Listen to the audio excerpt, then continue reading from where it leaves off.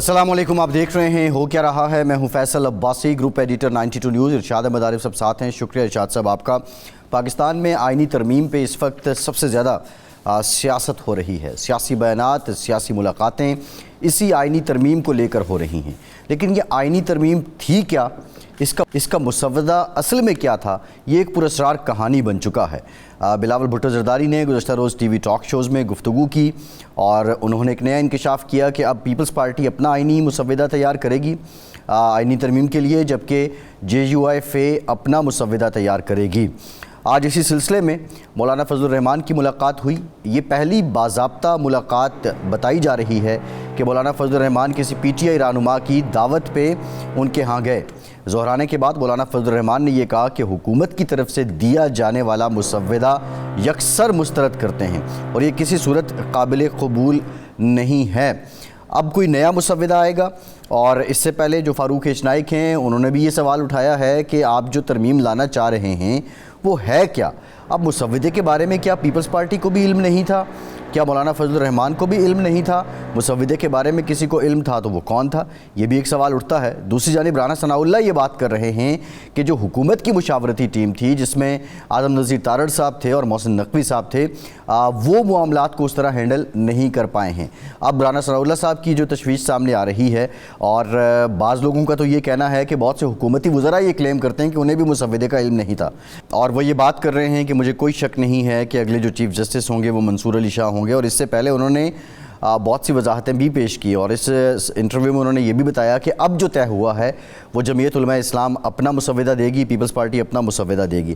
بہرحال یہ ایک بڑی عجیب و غریب قسم کی نہ سمجھ آنے والی الجھی ہوئی کہانی نظر آ رہی ہے۔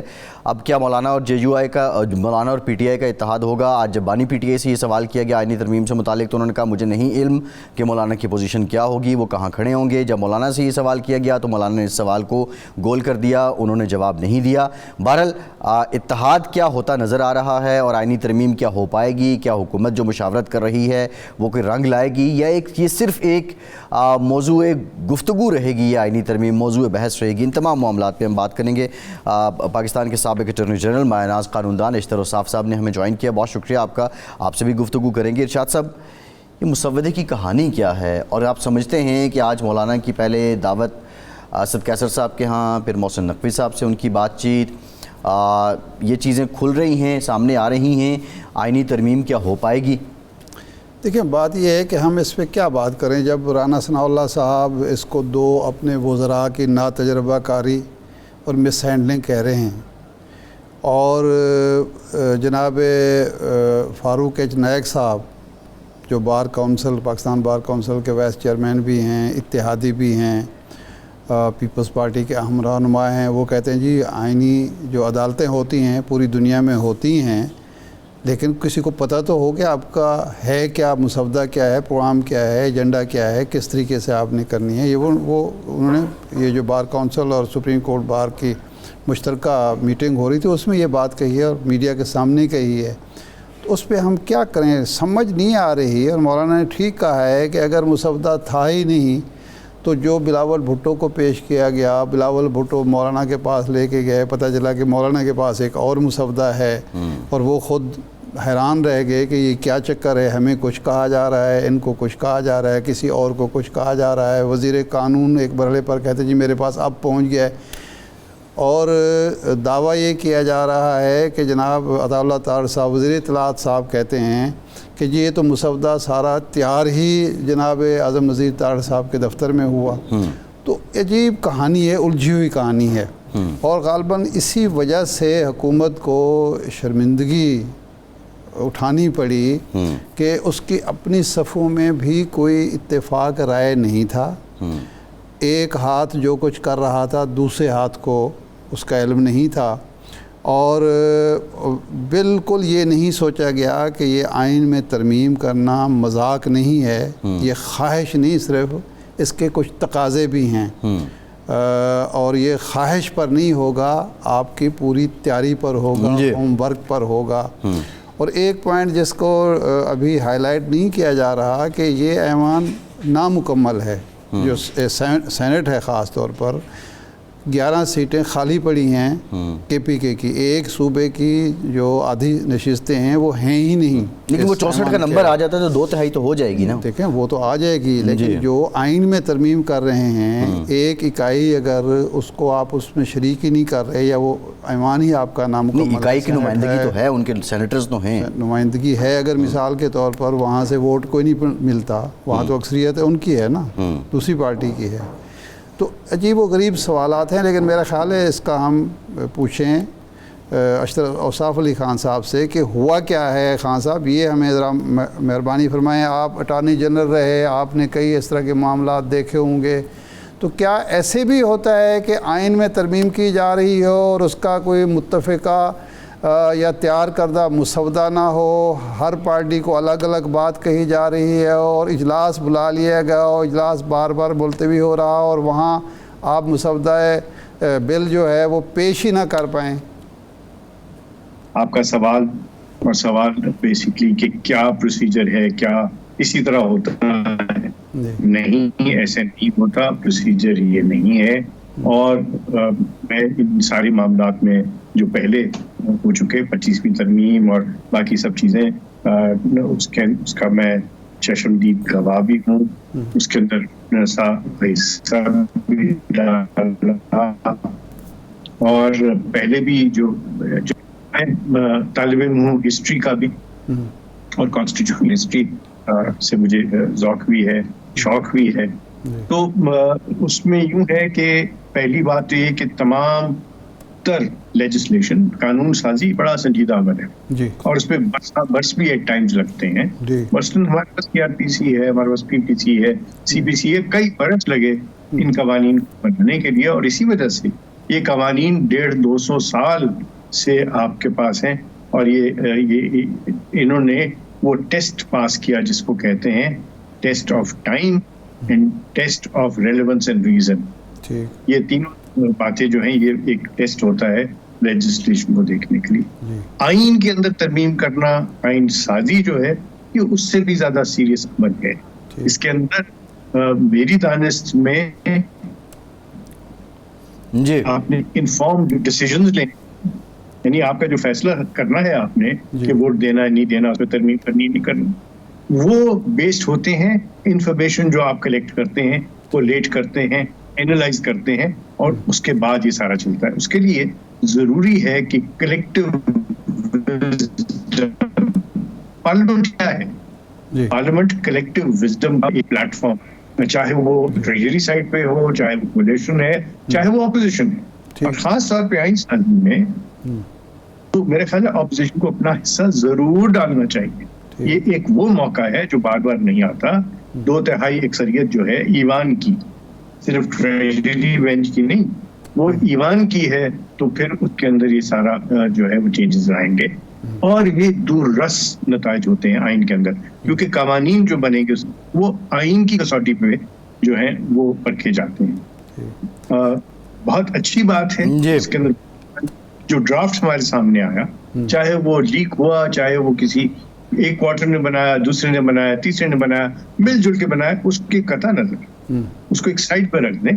جو بھی اس وقت ہمارے پاس اخباروں کی وجہ سے، سوشل میڈیا کی وجہ سے مسودہ ہے، اس میں امپروومنٹ کی ضرورت ہے، امپروومنٹ کی گنجائش ہے. اور میں خود والنٹیرلی اس کے اوپر کام کر رہا ہوں، اور کل انشاءاللہ میں خود بھی وہ اس کو تمام اراکین سے اس کو شیئر کرنے کی کوشش کروں گا.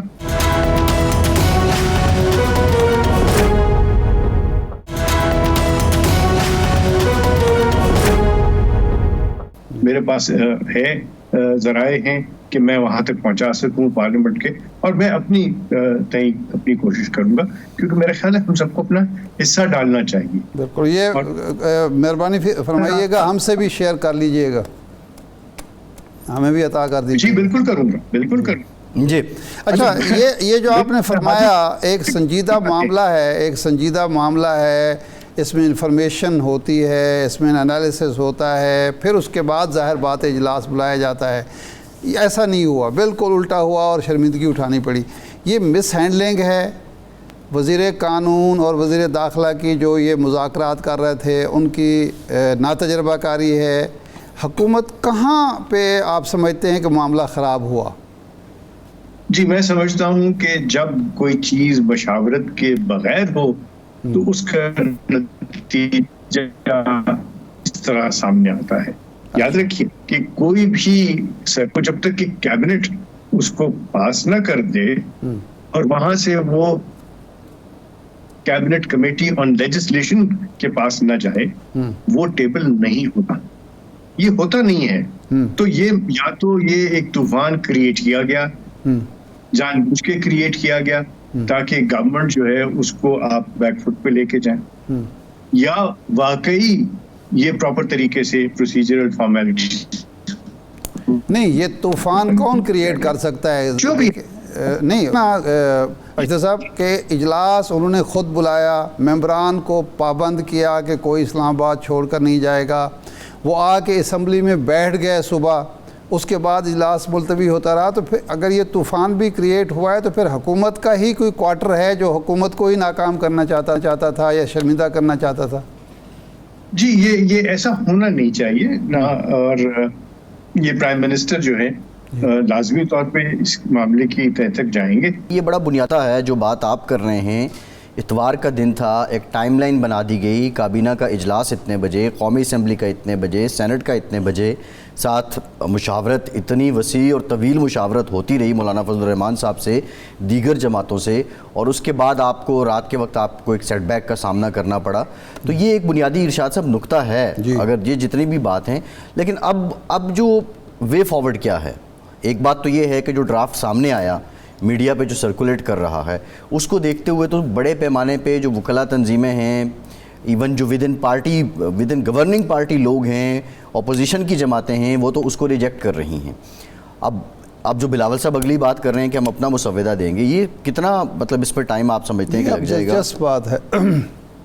ایک ٹی وی پروگرام میں جناب مرتضیٰ وہاب صاحب نے کہا, کامران مرتضیٰ صاحب نے کہا کہ میں نے جب وہ مسودہ دیکھا اور میں نے دیکھا کہ آرٹیکل 8 جو ہے وہ ایمینڈ ہو رہا ہے, 199 کو ایمینڈ کیا جا رہا ہے, تو شاہد جمیل صاحب جنہوں نے استعفیٰ دیا تھا لاہور ہائی کورٹ کے جسٹس, انہوں نے کہا کہ میرے پاس جو مسودہ ہے اس میں تو آرٹیکل 8 جو ہے وہ ایمینڈ ہی نہیں ہوا, اور میں نے بھی خود جو دیکھا ہے اس میں آرٹیکل 8 نہیں ہوا, 99 میں یہ ہو رہا ہے. اب حیران کن بات ہے کہ یہ دونوں مسودے جو ہیں, یعنی اس کا مطلب ہے کہ ایک مسودہ جو کامران مرتضیٰ صاحب نے دیکھا ہے وہ ہے جو آفیشلی جمعیت علماء اسلام کو پیش کیا گیا ہے, ایک دوسرا ہے جو جسٹس شاہد جمیل صاحب کے پاس پہنچا ہے. میرے پاس میں نے جو دیکھا اس میں بھی یہی معاملہ ہے. یہ تو ہائی کورٹ کے اختیارات پر آپ قدغن لگا رہے ہیں, سپریم کورٹ کے اوپر ایک کانسٹیٹیوشنل کوڈ بنا رہے ہیں, اتنی اہم چیزیں ہیں اور بہت سارے انسانی حقوق کے حوالے سے ہیں, اور وہ پتہ ہی نہیں. یہ اب اشتر صاحب اب بنیادی سوال یہ ہے, ٹھیک ہے آئینی عدالت کی بات کی جاتی ہے, دنیا بھر میں آئینی عدالتیں ہیں, اس کا ایک جواز بھی آپ کے پاس موجود ہے. اگین جو کویسچن آتا ہے وہ مس ہینڈلنگ پہ آتا ہے, حکومت کی اپروچ پہ آتا ہے, طریقہ کار پہ آتا ہے. اب جو کچھ پکچر کلیئر ہو رہی ہے, جس میں بلاول صاحب کہہ رہے ہیں کہ اپنے مسودہ ہم دیں گے, آپ کہہ رہے ہیں کہ میں اپنی ان پٹ دوں گا, آپ کی نظر میں یہ کتنا ٹائم ٹیکنگ ہے, کتنا وقت لگ جائے گا یہ آئینی ترمیم آنے میں؟ جو پہلی بات تو یہ کہ جی میرا نہیں خیال کہ وزیر قانون یا اٹارنی جنرل یا محسن نقوی صاحب ان میں سے کوئی بھی ایسے ہیں جو کہ غیر سنجیدہ کام کریں. یہ تینوں بہت سنجیدہ لوگ ہیں, اور انہوں نے میں کہہ سکتا ہوں شاید یہ سبوٹاج کرنے کی کوشش کی گئی ہے. کچھ لوگ ایک دوسرے کو ناپسند کرتے ہیں تو وہ شاید اس سارے مقصد میں چلی جاتی ہے بات. لیکن کتنا ٹائم لگے گا؟ دیکھیے کچھ ایسی امینڈمنٹس ہیں جس کے اوپر کسی کو کوئی اعتراض نہیں ہونا چاہیے. مثلاً ایک امینڈمنٹ ہے کہ انوائرمنٹ جو ہے ایک سسٹینیبل انوائرمنٹ پہلے جو حکم میں آ جائے. اسی طرح آپ کے پاس 209 کے اندر امینڈمنٹ ہے کہ چیف جسٹس, جس کو آپ پہلے ہاتھ نہیں لگا سکتے تھے ریفرنس میں, آپ چیف جسٹس کو بھی مواخذہ ہو سکے گا, ان کی بھی اکاؤنٹیبلٹی ہو سکے گی, پہلے اس طرح نہیں ہو سکتا تھا. سو کچھ ایسے چینجز ہیں جس کے اوپر کوئی کسی کو اعتراض نہیں ہونا چاہیے.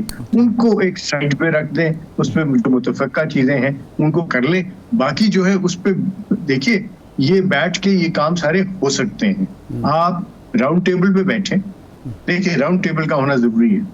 اگر اکراس دا ٹیبل ہوں گے تو پھر وہ لینا دینا ہو جاتا ہے. راؤنڈ ٹیبل کا ایک مقصد ہوتا ہے کہ سارے برابری کے اور ایک ہی نیت سے بیٹھیں کہ آئین کو بہتر بنانا ہے. مثلاً اس کے اندر میں سمجھتا ہوں کہ 140A میں امینڈمنٹ ضرور آنی چاہیے کہ لوکل گورنمنٹ جو ہے ان کا ایک ٹینیور ہو, وہ ٹینیور گارنٹیڈ ہو, اور الیکشن کمیشن پاکستان کے اوپر پابندی ہو کہ وہ اس ٹینیور کے فوراً بعد, جس طرح نیشنل اسمبلی کے الیکشن ہوتے ہیں, سینٹ کے ہوتے ہیں, اس طرح لوکل باڈیز کے الیکشن ہو, بھلے 3 سال بعد ہوں, 4 سال, وہ ایک ٹینیور فکس کریں آپ اس کا. اسی طرح اور بہت ساری بنیادی باتیں, لیکن اس پہ ہم بعد میں جائیں گے. اشتر صاحب, قطع کلام معاف, سنجیدگی کا تو یہ عالم ہے کہ جب یہ 10 ارکان کو قومی اسمبلی سے اٹھایا گیا, اس پر جب شور مچا تو اسپیکر نے ایک کمیٹی بنائی جس میں حکومت, اپوزیشن, سارے لوگ تھے, اور خورشید شاہ صاحب اس کمیٹی کے, پارلیمانی کمیٹی کے ہیڈ ہو گئے. اس کے بعد اس کی میٹنگ ہوئی تو وہاں یہ ڈسکشن شروع ہو گئی کہ جی مسودہ ہے, اس پر یہ بات کرنی ہے, وہ کرنی. اس میں اپوزیشن نے کہا کہ یہ تو کمیٹی بنائی گئی تھی کہ جو توہین ہوئی ہے پارلیمنٹ کی یا پارلیمنٹ کے حقوق سلب ہوئے ہیں, ہم نے اس کا کوئی حل نکالنا ہے کہ آئندہ ایسا واقعہ نہ ہو. تو آپ یہاں آئین کو ڈسکس کرنے بیٹھ گئے ہیں, تو یعنی اس کے لیے بھی الگ کمیٹی بنانے کی حکومت کو توفیق نہیں ہوئی. تو یہ کیا ہو, یعنی ایسے ہو سکتا ہے کہ راؤنڈ ٹیبل حکومت بلائے گی, اس کی مجبوری ہوگی, یا پھر بھی اسی طرح معاملات چلانے کی کوشش کی جائے گی؟ اس میں میں سمجھتا ہوں کہ اسپیکر آف نیشنل اسمبلی کے پاس یہ فورم موجود ہے اور ان کے پاس اختیار بھی موجود ہے. ہاؤس بنائے جا سکتی, سیٹ جو ہے وہ کمیٹی آف دا ہاؤس میں جو ہے وہ ٹرانسفارم ہو سکتا ہے. چیئرمین سینٹ اس طرح کی میٹنگز کو چیئر کر سکتے ہیں, بیکاز یہ قانون سازی ہے, اور قانون سازی کی تو پارلیمنٹ کی بات ہے. جو معاملات جو ہیں, چاہے وہ پرائیویٹ ممبر بل ہو, چاہے وہ اپوزیشن کا بل ہو, چاہے وہ گورنمنٹ کا بل ہو, یہ ہوتی ہے امانت ایوان کی.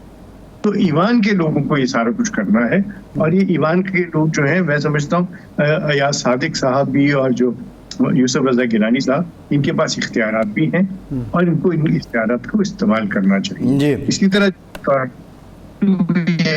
پارلیمنٹ کی ایاز صادق صاحب اس میں بہت ہی افضل کردار ادا کر سکتے ہیں, اور وہ کرتے بھی رہے ہیں ان the past. He has been probably one of those speakers. اچھا, اب میرے خیال ہے اس مسودے پر آ جائیں جو آپ کے پاس ہے. یہ 199 میں ترمیم کی جا رہی ہے کہ جو ہائی کورٹ کا اختیار ہے از خود نوٹس کا, وہ ختم کیا جا رہا ہے, اور وہ مخالفین یہ کہہ رہے ہیں کہ یہ تو انسانی حقوق پر ڈاکہ زنی ہو رہی ہے. دوسرا یہ ہے کہ جو قومی سلامتی سے متعلقہ معاملات ہوں گے, ہائی کورٹ اس پر کوئی وہ نہیں کر سکے گی, سماعت نہیں کر سکے گی, کوئی نوٹس نہیں لے سکے گی. تو اس کو آپ کس طرح دیکھتے ہیں؟ جی, پہلی بات تو یہ کہ ہائی کورٹ کے پاس کبھی بھی سو موٹو اختیارات نہیں تھے. جب کبھی بھی ہائی کورٹ نے, مثلا چینی کے معاملے میں ہائی کورٹ نے اس کے اوپر کام کیا, میڈیکل کالجز کے اندر داخلے کے بارے میں, فاطمہ جناح میڈیکل کالج کے بارے میں سو موٹو کام کیا. اسلام آباد ہائی کورٹ اور جیل سے لوگوں کو رہائی کی بات کی فار دی پرپز وہ کووڈ کی وجہ سے, تو وہ سپریم کورٹ نے اس کی تشریح کر دی بھی, ایک بار نہیں کئی بار, کہ ہائی کورٹ کے پاس سو موٹو اختیار نہیں ہے. سو یہ اگر آئین کے اندر یہ لکھ دیا جائے تو وہ کلیئرٹی آ جائے گی واقعی. اور میں تو یہ سمجھتا ہوں کہ سپریم کورٹ کے پاس بھی سو موٹو پاورز نہیں ہے. یہ خود سے ایک اختراع ہے جو کہ ہم نے بورو کیا ہندوستان سے. آرٹیکل 184(3) کے تحت کوئی سو موٹو اختیار سپریم کورٹ میں ہمیشہ اس بات کو مینٹین کرتا رہا ہوں.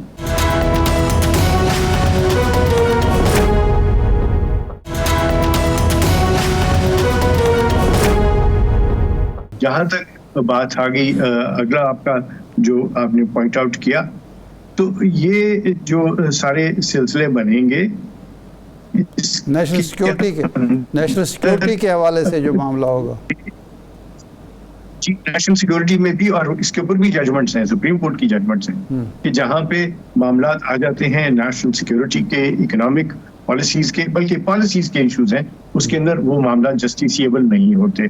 تو یہ کلیئرٹی کے لیے پرابیبلی ہے یہ اختیارات لینے کے مترادف نہیں ہے. ہاں جو اختیار جو ہے منتقل کیا جا رہا ہے وہ ہے سپریم کورٹ سے آئینی معاملات کو جو سامنے آ جاتے ہیں. اور یہ دیکھ اس میں قصور میں بتاؤں پارلیمنٹیرینز کا بھی ہے, پولیٹیکل پارٹیز کا بھی ہے کہ وہ بار بار سپریم کورٹ جاتے ہیں اور وہ ان معاملات کی تشریح جو اپنے ایوان میں وہ کر سکتے ہیں. یہ بڑا ویلڈ نقطہ ہے. اشتر صاحب یہ بتائیے کہ جو اب اسلام آباد ہائی کورٹ سے متعلق بالخصوص آ رہا ہے کہ جو ججز ہیں ان کی ٹرانسفر ہو سکے گی, روٹیشن ہو سکے گی. جواز یہ دیا جاتا ہے کہ ٹیریٹری بڑی لمیٹڈ ہے, لمیٹڈ ججز ہیں. جب ایک وقت تک آپ ایک جگہ رہتے ہیں تو پھر آپ کے جو تعلقات بن جاتے ہیں وہ انصاف دینے میں اثر انداز بھی ہو سکتے ہیں. تو آپ سمجھتے ہیں کہ یہ جو ججز کی ٹرانسفر ہے اور یہ اختیار ایگزیکٹو کے پاس آ جائے ججز کی مرضی کے بغیر, یہ ہو پائے گا اور یہ ہونا چاہیے؟ اور یہ تو سزا کے طور پر استعمال ہوگا جو ماضی میں ہوتا رہا ہے. جی وہ یوں ہے کہ میری دانست میں یہ توجیہ اور یہ آپ کا ریزن دینا کہ جی وہ ایک ہی ٹیریٹری میں ہے اور وہ چھوٹا کورٹ ہے اور اس کے اندر سب لوگوں کے تعلقات بن جاتے ہیں, ایسا شاید مناسب بات بھی نہیں ہے اور یہ ٹھیک بھی نہیں ہے.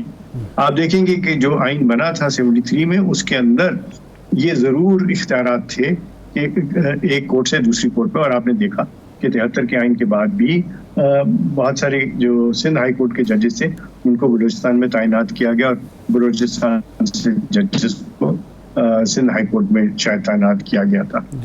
یہ کوئی انہونی بات نہیں ہے.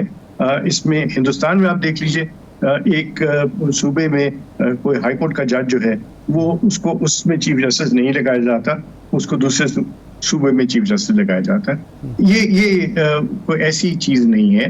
اس سے تو بلکہ انرچ ہوتا ہے کورٹ سسٹم آپ کا, لیکن اس کا پروسیجر جو ہے وہ اس کے اوپر ضرور آپ دیکھیے کہ وہ ایگزیکٹو کے جب بھی کوئی جج کی ٹرانسفر ایگزیکٹو کے ہاتھ میں آ جائے گی تو پھر وہ اس کا غلط استعمال ہونے کا احتمال ہے. جب غلط استعمال ہونے کا احتمال ہو تو اس کی پیش بندی کرنا ضروری ہے, اور اس کے لیے ضروری کیا ہوگا کہ آپ اس کو سپریم جوڈیشل کاؤنسل میں لے جائیے, اس کو آپ جوڈیشل کمیشن میں لے جائیے, اس کو آپ چیف جسٹس کی پاکستان کی مرضی کے ساتھ منسلک کر دیں. آپ 2 چیف جسٹس کی آپس میں مشاورت کے ساتھ منسلک کر دیں تو یہ ایک بہتر عمل ہوگا. ٹرانسفر کے اوپر مجھے کوئی پرابلم نظر نہیں آتا. اچھا, یہ جو چیف جسٹس پاکستان تو اب ختم کیا جا رہا ہے نا جی, چیف جسٹس اب سپریم کورٹ ہوگا اور چیف جسٹس اب فیڈرل کانسٹیٹیوشنل کورٹ ہوگا. اچھا, اس میں جو تقسیم اختیارات کی جا رہی ہے لگتا ہے یوں ہے کہ جو فیڈرل کانسٹیٹیوشنل کورٹ ہوگی وہ ایک سپیریئر کورٹ ہوگی سپریم کورٹ سے. سپریم اس کا نام ہوگا لیکن سپریم ہوگی وہ کہ جوڈیشل کمیشن کا چیئرمین بھی وہ ہوگا, ہائی کورٹ کو بھی گورن وہ کرے گا, اس کے بعد جو معاملات ہیں الیکشن سے متعلقہ وہ بھی وہی دیکھے گا. کسی پارٹی پر اگر پابندی لگانی ہے تو اس کی توثیق بھی اسی کورٹ سے ہوگی. تو یہ تو آپ سپریم کورٹ کو بالکل ایک ماتحت عدالت نہیں بنا رہے؟ جی وہ ماتحت عدالت نہیں ہوگی. ماتحت عدالت 3 صورتوں میں ہوتی ہے. جب سپرنٹینڈنس اور سپرویژن یہ اختیار ہو, مثلا ہائی کورٹ کے پاس آرٹیکل 203 میں یہ اختیار حاصل ہے کہ وہ ڈسٹرکٹ کورٹس کی سپرنٹینڈنس بھی کرتے ہیں, سپرویژن بھی کرتے ہیں, اور وہ ججز کی جو ہے وہ اپوائنٹمنٹ, ان کی جو ٹرانسفر ہے, ان کی ایمالومنٹس ہیں, ان کی پینشن ہے, وہ سارے کے معاملات وہ دیکھتے ہیں. سپریم کورٹ کے پاس کبھی یہ اختیار نہیں تھا, نہ چیف جسٹس کے پاس نہ سپریم کورٹ کے پاس, کہ وہ ہائی کورٹ کو سپرنٹینڈ کر سکے یا سپروائز کر سکے. بالکل نہیں تھا, ابھی بھی نہیں ہے, اور نہ یہ اختیار جو ہے وہ کانسٹیٹیوشنل کورٹ کو دیا جائے گا, نہ دیا جا رہا. ہاں یہ ضرور ہے کہ آپ جو حیث بدل رہے ہیں, کس کی حیث بدل رہے ہیں, آپ اس کولیجیم کی جس کے تحت ججز کی جو ہے اپوائنٹمنٹ ہونی ہے. سو دی کانسٹیٹیوشنل کورٹ جو پروپوزل ہے that is not a superior court to the supreme court. اس کا دائرہ اختیار کچھ اور ہے. مثلاً آپ دیکھیے کہ ایک معاملہ ہے جس کو کہتے ہیں ایپیلیٹ, سپریم کورٹ کا ایک ایپیلیٹ بینچ ہے اور وہ فیڈرل شریعت کورٹ کی اپیلیں سنتا ہے.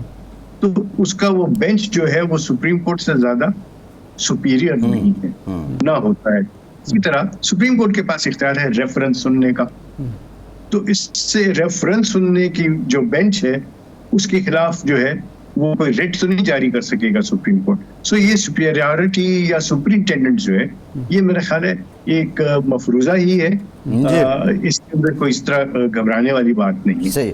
अच्छा अशरफ साहब ये बताइएगा कि मखसूस नशिस्तों से मुतालिक फ़ैसला सुप्रीम कोर्ट का मौजूद है, फिर उस पर एक वजाहत भी आई, उस वजाहत पे फिर एक एलामिया भी आया जो डिप्टी रजिस्ट्रार है उनकी तरफ से।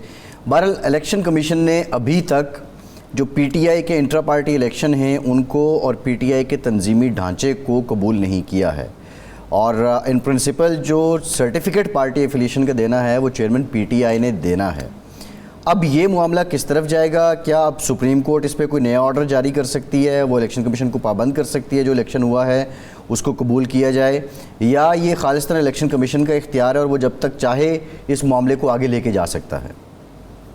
देखिए, सबसे पहले वो जो हुक्म जिसको आप हुक्म कहते हैं वो एक वजाहत आई, और वो उसको वजाहत को तीन बुनियादी सी बातें हैं। एक तो ये कि अभी तक सुप्रीम कोर्ट के उन जजेस का फैसला जिसके ऊपर एक शॉर्ट ऑर्डर था उसकी रीजंस अभी तक नहीं आई। मैं सख्त मोतरज़ होता हूँ इन बातों के ऊपर, हमेशा था, अब फिर मैं वो बात कहूँगा कि आप रीजंस बाद में ढूंढते हैं और फैसला पहले कर देते हैं, तो ये फैसला नहीं होता। माफ़ी चाहता हूँ, ये मेरी सोच है, मैं किसी की हिजो नहीं करना चाहता, मैं किसी को लेकिन रीजंस अगर बाद में आपको देना है तो फिर आपने फैसला किस बुनियाद पे दिया? ठीक, एक तो ये हो गया। दूसरा, इसमें किसी को हेयरिंग नहीं दी गई, एक जुडिशल साइड पे ये एप्लीकेशन लगाई ही नहीं गई, तो आपने फिर बगैर सुने हुए फैसला कर दिया। आप तो बुरा भला कहते हैं, आप सख्ती से निपटते हैं उन लोगों से जो कि फैसले कर देते हैं बगैर हियरिंग के, तो क्या वो असूल आप पे लागू नहीं है क्या? माजरत के साथ मैं बिल्कुल ये मेरी सोच है और इसका मैं आपसे इजहार कर रहा हूँ कि इस तरीके से जो है ये जब अपना अशरफ साहब ये कोई अपील या कोई रिव्यू नहीं था, नज़र सानी की दरख्वास्त नहीं थी, तो वो अदालत ने कहा कि जी आप कहीं आपको कोई मुश्किल पेश आ रही हो तो वजाहत भी मांग सकते हैं, तो वो उसकी वजाहत मांगेगी। जब इन्होंने दायर की है तो वो भी तो वजाहत उस तरह से तो दायर नहीं कीगी ना जिस तरह से अपील दायर की जाती है, रिव्यू। वजाहत भेजी और उसकी वजाहत आ गई, तो इसके लिए सुनना और बैठना कोई ज़रूरी था? जी हाँ, ये हमारा एक बुनियादी सा हमारी जुरिस्प्रूडेंस में ये है कि चाहे आप चेंबर में कोई चीज कर रहे हैं आपको सुनना फिर भी है, क्योंकि सवाल आपकी जाती कोई क्लैरिफिकेशन नहीं है, ये एक जुडिशियल ऑर्डर की है, और जिसके ऊपर अगर कोई मोतरज़ है या कोई आपसे मांग रहा है क्लैरिफिकेशन तो आप उससे पूछेंगे, आप उससे पूछेंगे इसमें आपको कौन सी चीज ऐसी नजर आ रही है जिसकी क्लैरिफिकेशन की जरूरत है। May be they could come up with something, because हर चीज जो है वो आप पिटीशन के जरिए या एप्लीकेशन के कूजे को आप दरिया के कूजे में इस तरह नहीं किया जाता, इसीलिए तो हेयरिंग्स की जरूरत होती है, इसीलिए तो ये सारे मामलात हैं, इसीलिए एक बुनियादी एक आपका असूल वज़ा कर दिया गया है कि अगर किसी को कोई ग्रीवेंस है और वो आपके पास आए तो उसको सुन के इसका फैसला भले उसके हक में करें, भले उसके हक में करें। ठीक ठीक, बिल्कुल ठीक। अशरफ साहब बहुत जी, अशरफ साहब बहुत शुक्रिया, आपके वक्त साहब साहब हमारे साथ मौजूद थे। एक ब्रेक के बाद वापस आते हैं।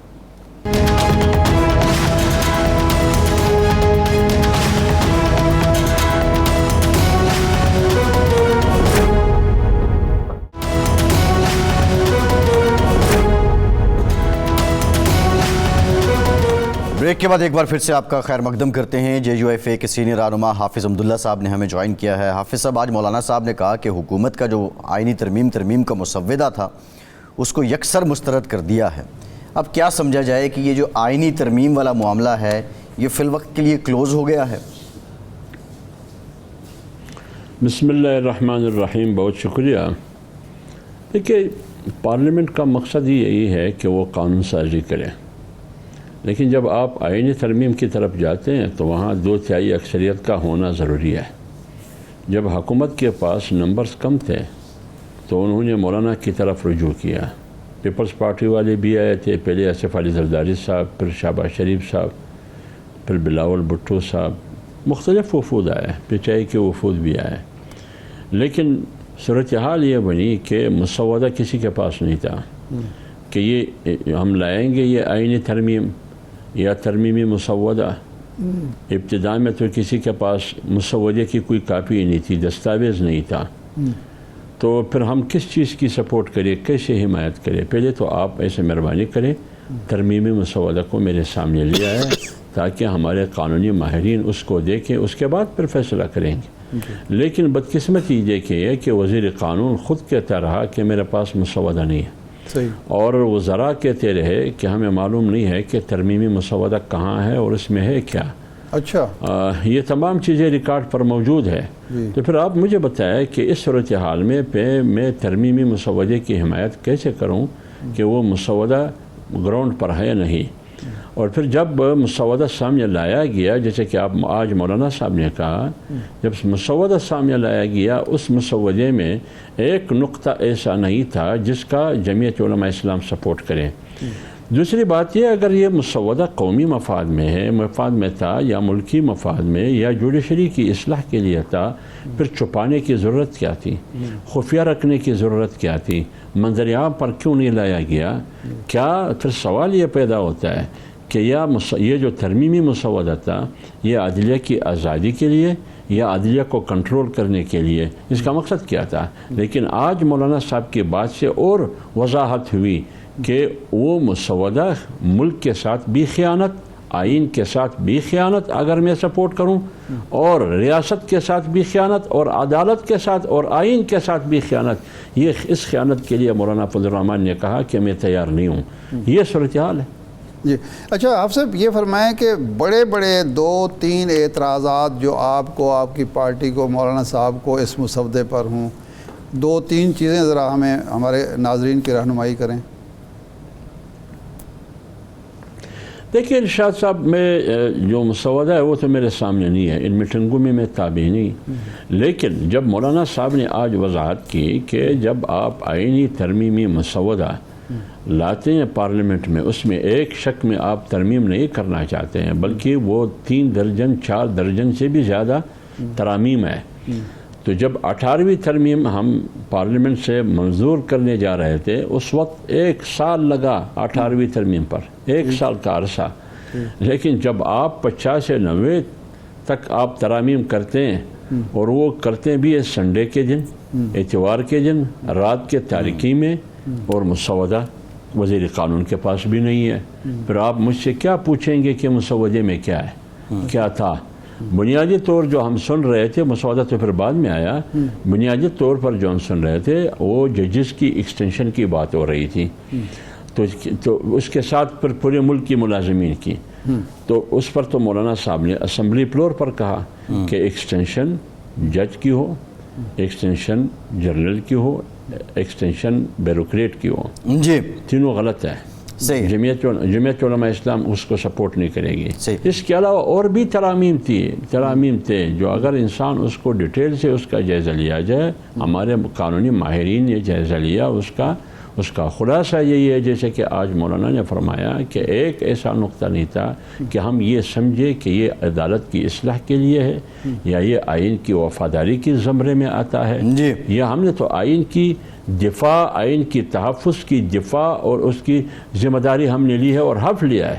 ہم آئین میں ترمیم کرنا چاہتے ہیں اور ترمیم کے ذریعے ہم آئین کو بھی بلڈوز کرنا چاہتے ہیں اور پارلیمنٹ کو بھی بلڈوز کرنے جا رہے ہیں۔ آپ سب یہ فرمائیں کہ کسی مرحلے پر ڈائریکٹ یا انڈائریکٹ، بالواسطہ یا براہ راست میاں نواز شریف صاحب کا رابطہ فون کے ذریعے کسی شخص کے ذریعے مولانا فضل الرحمان صاحب سے ہوا؟ نہیں، اس کا مجھے علم نہیں ہے۔ اس سلسلے میں نے نہ مولانا سے رابطہ کیا ہے نہ کسی اور سے، کیونکہ میں کوئٹہ میں ہوں، میں وہاں تھا نہیں، کافی عرصے سے کوئٹہ میں ہوں، تو میں نے کوشش بھی نہیں کی ہے کہ میں پوچھوں، لیکن میڈیا سے اتنا پتہ چلا کہ وہ شاید ملنے کا ارادہ رکھتے تھے لیکن واپس لاہور چلے گئے۔ کہاں تک اس میں حقیقت ہے اور کہاں تک حقیقت نہیں ہے کہ وہ واپس کیوں ہوئے، اگر ملنا تھا اس میں، کیوں نہیں ملے، واپس کیوں ہوئے؟ کوئی پیشکش بھی کی کہ کہہ رہے ہیں لوگ کہ جی کے پی کی گورنرشپ لے لیں، ڈپٹی چیئرمین شپ لے لیں، بلوچستان میں شریک اقتدار ہو جائیں، کوئی پیشکش ہوئی یا آپ کی طرف سے کوئی ڈیمانڈ ہوئی؟ دیکھیں، جمعیت علماء اسلام کی طرف سے یہ تو میں آپ کو یقین سے کہتا ہوں کہ کوئی ڈیمانڈ نہیں ہوا ہے، ٹھیک، نہ کسی قسم کی منصب کی، خواہ گورنرشپ کا ہو یا سینیٹرشپ کا ہو یا ڈپٹی چیئرمین سینٹ کا ہو یا چیئرمین سینٹ کا ہو یا وزارتوں کا ہو، کسی قسم کی ڈیمانڈ، ایک ہی ڈیمانڈ تھا ہمارا، ہم نے کہا کہ مسودہ لے کے آؤ۔ مسودہ کیا ہے؟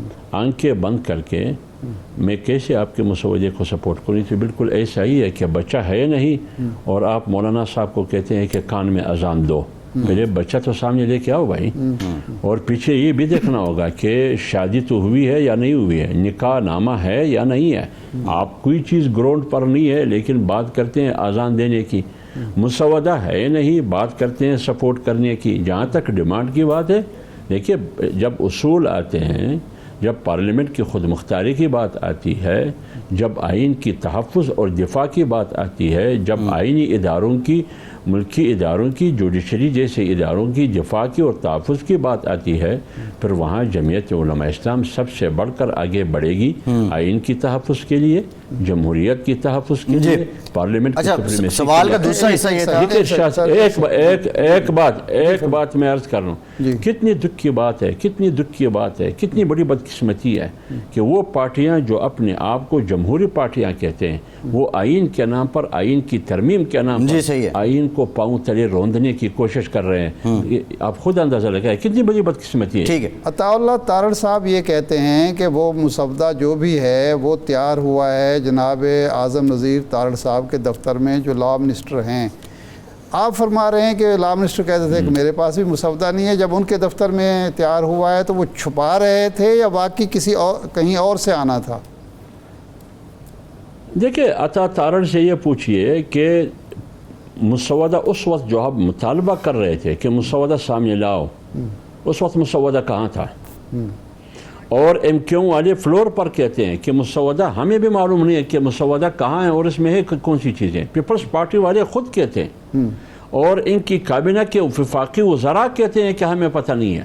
اچھا، صف اول اور صف دوم کے وزراء کہتے ہیں کہ ہمیں پتہ نہیں تھا۔ جب مسودہ دفتر میں ہے تو کیا مسودہ دفتر میں رکھنے کے لیے ہے؟